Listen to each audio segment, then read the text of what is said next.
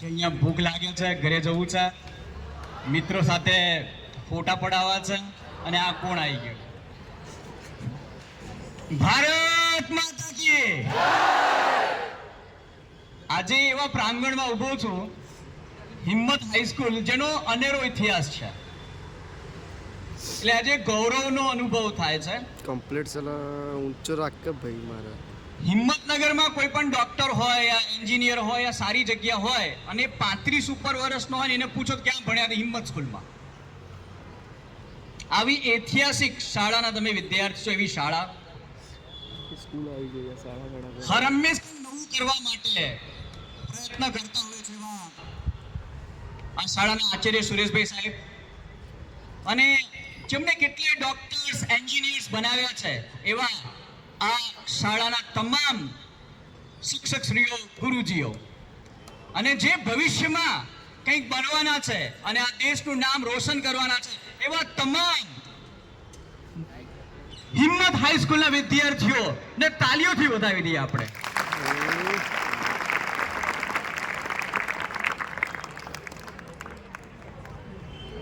આજે તમે મને મહેમાન તરીકે અહીંયા જોયો, સાલ ઓઢાવવામાં આવી, પણ 1996માં હું આમ બેઠેલો.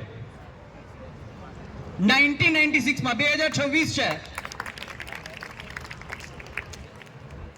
હવે હું તમને બે નાની વાર્તાઓ કહીશ. વાર્તા સાંભળવી ગમે? ઓમાયલા તો ફરીથી વાર્તાની શરૂઆત કરીએ. આમાંથી ક્રિકેટ કેટલાને ગમે? ઓહો, તો વર્લ્ડ કપ ચાલે છે ને આપણો. તો એક એવા વિદ્યાર્થીની વાત કરું કે જે 1996માં 10માની એસએસસી બોર્ડની પરીક્ષા આપવાનો હતો, અને એ વખતે પણ વર્લ્ડ કપ ચાલતો. એ વખતે પણ વર્લ્ડ કપ ઇન્ડિયામાં જ ચાલતો. ભારત ફાઇનલમાં આવ્યું. ઈડન ગાર્ડન કોલકાતાની અંદર મેચ. ભારત જીતે એવી કન્ડિશનમાં હતું, અને પછી હારી ગયું સેમીફાઇનલમાં, એટલે વર્લ્ડ કપથી બહાર.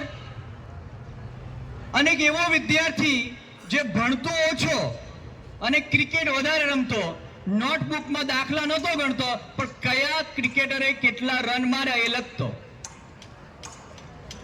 હવે એ મેચ જ્યારે હારી ગયા ઈડન ગાર્ડનની અંદર, બે વ્યક્તિઓ રડ્યા હતા. વિનોદ કામલી નામ સાંભળ્યું છે? એક વિનોદ કામલી રડ્યા હતા, અને બીજો તમારી સામે ઊભો છે એ પ્રકાશ. બે વ્યક્તિ રડ્યા. ભારત હારી ગયું.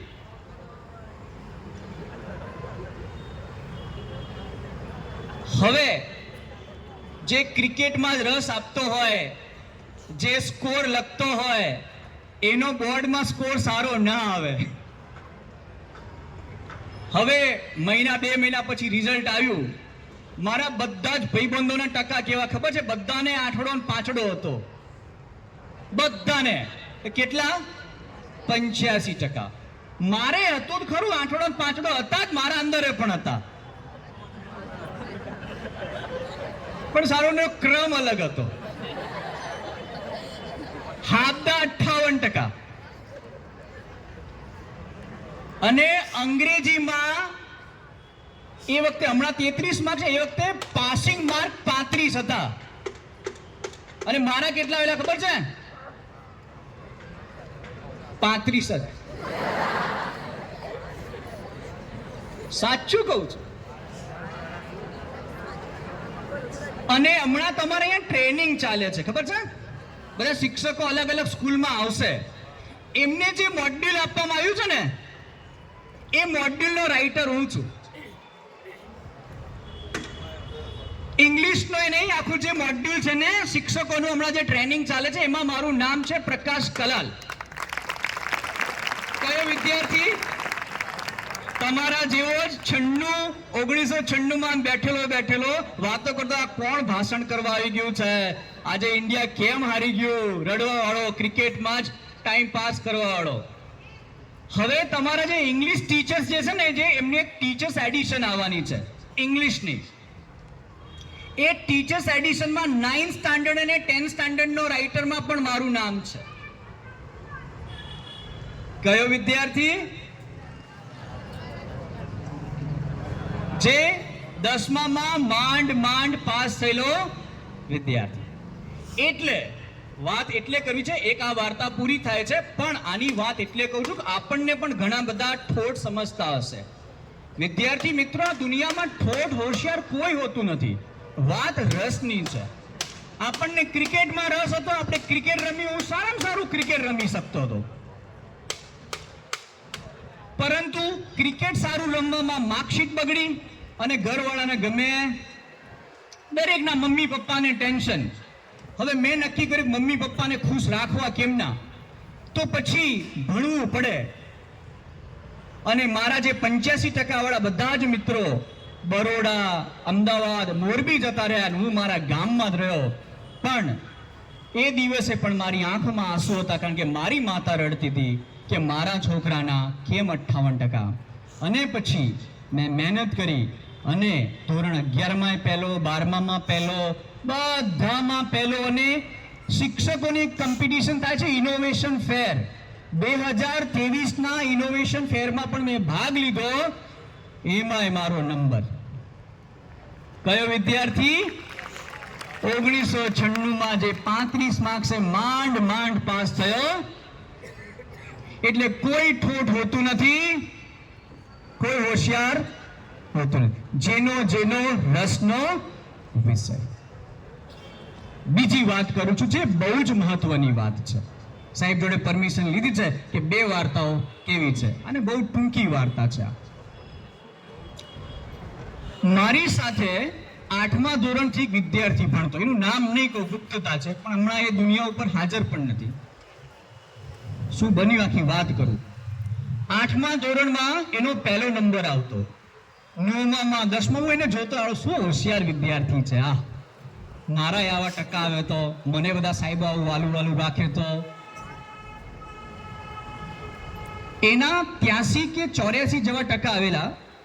અને પીટીસી કરવા નહીં ગયો અને અમારે ત્યાં જ ભણ્યો, કેમ કે એની શું પ્રશ્ન હશે ખબર નહીં. પણ 11મા ધોરણથી, ખાસ આ વિદાય સમારંભ છે એટલે તમને વાત કરું છું, 11મા ધોરણમાંથી વાસ્તવિક વાત છે આ. 11મા ધોરણથી મેં મારો ટ્રેક ચેન્જ કર્યો, ભણવાનો કર્યો. એણે એના મિત્રો બદલ્યા. કયા વ્યક્તિએ? જે પહેલો નંબર આવતો, મને ઈર્ષા થતી કે હું આવું કેવી રીતના બનીશ.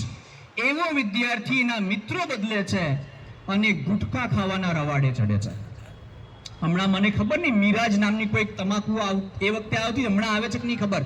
આખી અને આખી પડીકી સાહેબ 100 રૂપિયાની શરતમાં આખી ઘટાઈ જતો. કયો વિદ્યાર્થી? રેન્કર. 83%. એ વખતે 83 બહુ વધારે કહેવાય.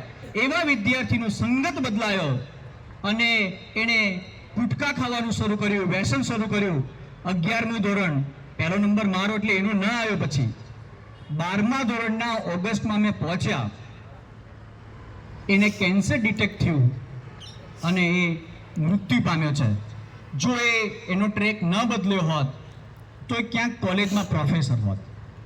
એટલે વિદ્યાર્થીઓ એક નાની વસ્તુ, એક મિત્રતા, સંગત, એ આપણને ક્યાંથી ક્યાં લઈ જાય છે. આજે તમારી આ શાળામાંથી વિદાય થઈ રહ્યો છે તમારો.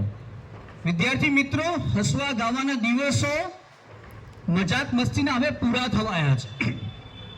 આપણે ભણવાનું છે આપણા માતા પિતા માટે, આપણે ભણવાનું છે આપણું નામ રોશન કરવા માટે, કારણ કે આપણા પિતા ક્યાંક મજબૂરી કર્યા છે. મને પણ જ્યારે મારા ઘરેથી પૈસા લેવાના થતા ને, હું વિદ્યાનગર ભણતો, 2000 રૂપિયા મને ખબર છે કે મારા મમ્મી પપ્પા ક્યાંથી લાવે છે. એ 2000 રૂપિયા હું ઘરેથી લઈ જતો, મારા ઘરેથી બસ સુધી જાઉં, બસ ત્યાં સુધી મારા આંખોમાં આંસુ રહેતા કે હું ક્યારે કમાતો થઉં. મને ક્રિકેટનો એટલો શોખ હતો, પણ હું તમને કહું, વિદ્યાનગર હું 2 વર્ષ રહ્યો, હું ત્યાં ક્રિકેટ નથી રમ્યો. કેમ કે મેં મારા ફાધરના જે પૈસા લીધા છે, ક્રિકેટ રમવા માટે નહોતા લીધા, ભણવા માટે લીધા છે. અને ભણ્યા એટલે કંઈક બન્યા. તો આપણું પહેલું મહત્વ શું હોવું જોઈએ? આપણી લાઈફની ફર્સ્ટ પ્રાયોરિટી શું હોવું જોઈએ? બોલો, અવાજ નથી આવતો, ભણવું નથી. ફર્સ્ટ પ્રાયોરિટી શું હોવી જોઈએ? ફર્સ્ટ પ્રાયોરિટી શું હોવી જોઈએ? અને લાસ્ટ, આ મેદાનની અંદર એક પ્રસંગ યાદ આવે છે મોદીજીનો. ભાઈઓ બહેનો,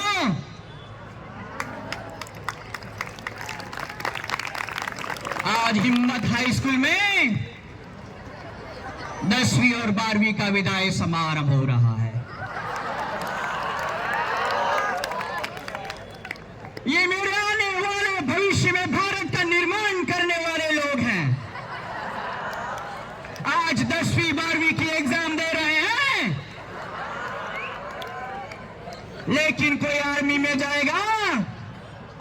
डॉक्टर इंजीनियर बनेगा और इस देश का नाम रोशन करेगा।